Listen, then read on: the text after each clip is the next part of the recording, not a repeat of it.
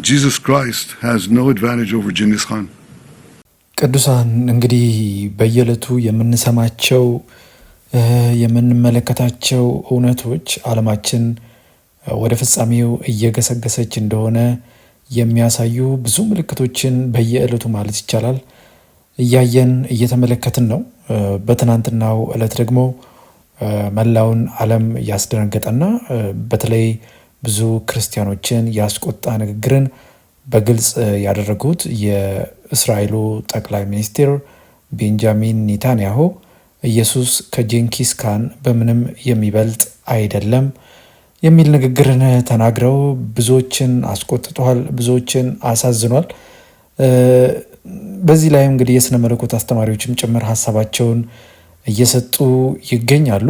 እንግዲህ ጄንኪስ ካን ማለት በታሪክ ውስጥ ከታላላቅ ንጉሶች አንዱ የነበረ ሰው ነው። እርሱ እንግዲህ የሞንጎል ኢምፓየር የተባለን ኢምፓየር የመሰረተ ይህም እንግዲህ በታሪክ ላይ ከፍተኛ የመሬት ስፋት ያለው ኢምፓየርን የተቆጣጠረ ሰራዊቱም ደግሞ ከኢሲያ እስከ አውሮፓ ድረስ ብዙ አገሮችን ያሸነፉ፣ ነገር ግን በዚህ ሁሉ ውስጥ ግን ይህንን ዓለምን የመቆጣጠር ህልሙን ለማሳካት እንግዲህ ይህ ጄንኪስ ካን የተባለው ሰው ከዓለም ህዝብ 11 በመቶውን የጨፈጨፈ ሰው ነው። እንግዲህ ይህን ሰው ነው ጠቅላይ ሚኒስትሩ ከኢየሱስ ክርስቶስ ጋር አወዳድረው ኢየሱስ ከጄንኪስ ካን ጋር ምንም የተለየ አቅም የለውም ብለው በግልጽ የተናገሩት። በተለይ ይህ ንግግር በአጋጣሚ የተደረገ ወይስ ሆም ተብሎ ከጀርባው ድብቅ ዓላማ አለው? ይመጣል ተብሎ ለሚጠበቀው እንግዲህ ዓለምን ለሚገዛው ሐሰተኛው ክርስቶስ መንገድ የሚጠርግ ነው ወይ እያሉ ብዙዎች እንግዲህ እየተነጋገሩበትና በተለይ ይህ ጉዳይ በማህበራዊ ሚዲያ ላይ በተለየ ጎራ ክፍሉ እያነጋገረ ይገኛል። የስነ መለኮት አስተማሪዎች ግን ጉዳዩን በቀላሉ እየተመለከቱት አይደለም። ትንሽ ዲፕ እውቀትን የሚጠይቅ ከጀርባው ደግሞ ከባድ ዓላማዎች ያሉት ነው እያሉ እየተናገሩ ይገኛሉ። በተለይ ከመጽሐፍ ቅዱስ ሀሳብ ጋር በማያያዝ ጠቅላይ ሚኒስትሩ እንግዲህ በዚህ ንግግራቸው ላይ በቂ ኃይል ካለ፣ ጨካኝ ከሆንክ፣ ኃይለኛ ከሆንክ ክፉ ነገር መልካምን ያሸንፋል የሚል መደምደሚያ ያለው ነገር ነው። ስለዚህ ምርጫ የለህም። አሁን ያለውን ሁኔታ አይናችሁን ከፍታችሁ ተመልከቱ። አንዳንዴ ክፉ ነገር መልካምን ያሸንፋል። ስለዚህ ይህን መንገድ መከተል አለብን አይነት የሚል ንግግር ነው። ከዚህ ንግግር ጋር አያይዘው ነው እንግዲህ ኢየሱስ ክርስቶስን በዛን ዘመን ጨካኝ ከነበረው መሪ ንጉስ ጄንኪስ ካን ጋር ያወዳደሩት ማለት ነው። እንግዲህ ግልጽ መልእክት ተናግረው ብዙዎችን ቢያስደነግጥም በተለይ የዚህ ንግግር ዓላማም እንግዲህ ከፍቅር ይልቅ ጭካኔ ኃይል እንዳለው በሰዎች አስተሳሰብ ላይ ለመጫን የተደረገ ነው እያሉ የስነ መለኮት አስተማሪዎች እየተናገሩና ህዝቡ በጸሎት እንዲተጋ ከመቼውም ጊዜ በላይ ወደ ፍጻሜ አንድ እርምጃ እየቀረብን የሚያሳይ ነው። ይህ ጉዳይ ቀላል ጉዳይ አይደለም።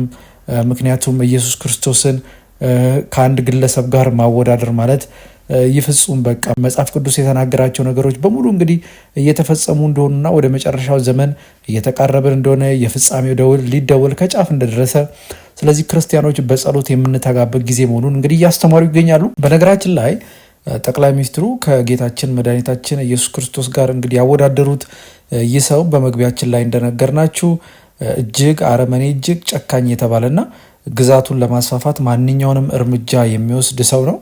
በዛም ወቅት እንዳልናቸው 11 በመቶ የሚሆነውን የዓለምን ሕዝብ የጨፈጨፈ ይህን መሰረት አድርጎ ነው እንግዲህ ጠቅላይ ሚኒስትሩ ጌታችን መድኃኒታችን ኢየሱስ ክርስቶስ ከዚህ ሰው ጋር እያወዳደረ አንዳንዴ ክፋትም ከመልካም ነገር የተሻለን የሚል መልእክትን አስተላልፎ የነበረው።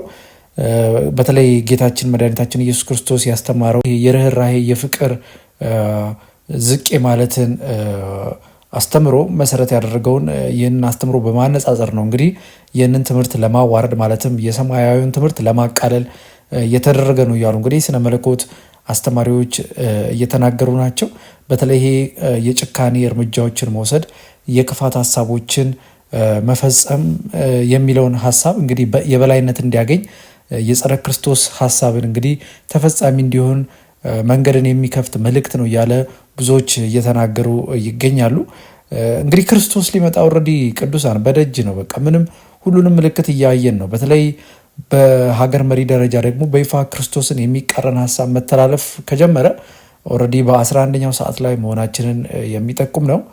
የጠቅላይ ሚኒስትሩ ንግግር በእርግጥ ለፖለቲካ ሀሳብ እየተጠቀሙበት እንደሆነ ቢገልጹም የስነ መለኮት አስተማሪዎች ግን እንዳልናቸው ጉዳዩ እንዲቀላል እንዳልሆነና ሆም ተብሎ አዲስ የዓለም ስርዓትን ለመፍጠር ከማሰብ ጋር ይገናኛል እያሉ ነው። ኢየሱስ ክርስቶስ ከጄንኪስ ካን የበለጠ አቅም የለውም ወይም ደግሞ ጂሰስ ሃዝ አድቫንቴጅ ጄንኪስ ካን በሚለው ንግግራቸው እንግዲህ በጣም የሚያበሳጭ በተለይ በብዙ ክርስቲያኖች ዘንድ ትችትና ውግዘትን እያስከተለ አሁንም ብዙ አስተማሪዎች የስነ መለኮት አስተማሪዎች ሀሳባቸውን በተለያዩ ማህበራዊ ሚዲያ ላይ እየገለጹ ይገኛሉ። ከዚህ ጋር ተያይዞ በእርግጥ ጠቅላይ ሚኒስትሩ እንግዲህ ብዙ ትችትን ብዙ ተቃውሞን ካስተናገዱ በኋላ ይቅርታን ጠይቀዋል። እሳቸውም እንደተናገሩት ከሃይማኖታዊ ይዘት ይልቅ ለፖለቲካዊ ወታደራዊ ጥንካሬ ማሳያነት እየተጠቀሙበት መሆኑን ቢገልጹም ነገር ግን ከጀርባ ያለውን ዓላማ እየተረዱ የስነ መለኮት አስተማሪዎች ናቸው እንግዲህ ትችታቸውን እያቀረቡ ያሉት።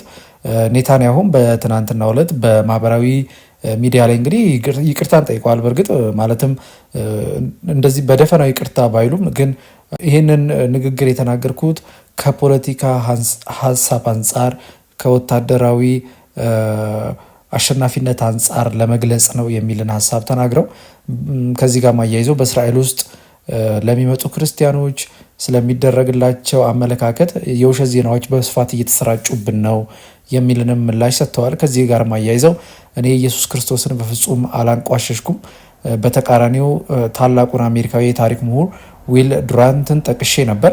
ኢየሱስ ክርስቶስን አጥብቆ የሚያደንቀው ይህ ሰው ስነ ምግባር በራሱ በህይወት ለመትረፍ በቂ እንዳልሆነ ተናግሯል። እኔም ደግሞ ይህንን ነው ለመናገር እየፈለግኩት የሚልን መልእክት እንግዲህ ተናግረው ምንም አይነት ጥፋት አላጠፋውም የሚልን ሀሳብ ሲናገሩ ወይም በማህበራዊ ገጻቸው ላይ ይፋ አድርገዋል። እንግዲህ በአጠቃላይ በየዕለቱ እየሆኑ ያሉ ነገሮች ሁሉ ነገሮችን ቆም ብለን የምናይበት ወደ ፍጻሜው እየገሰገስን እንደሆነ የምንለይበት በጸሎት የምንተጋበት ጊዜ መሆኑን ግን ሁላችንም ማወቅ ይኖርብናል።